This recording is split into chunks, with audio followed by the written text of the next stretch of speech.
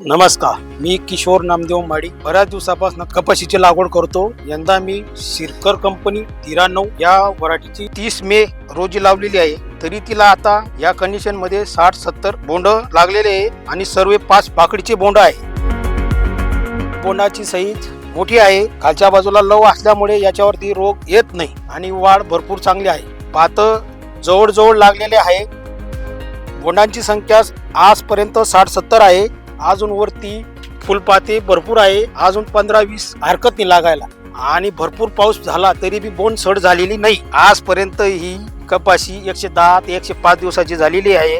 कपाशीच्या झाडाला पानं कमी असल्यामुळे जे पाणी पडतं त्या डायरेक्ट जमिनीमध्ये जातं, त्यामुळे सड आणि पातीगड होत नाही आणि आजपर्यंत हा प्लॉट पूर्ण हिरवागार आहे.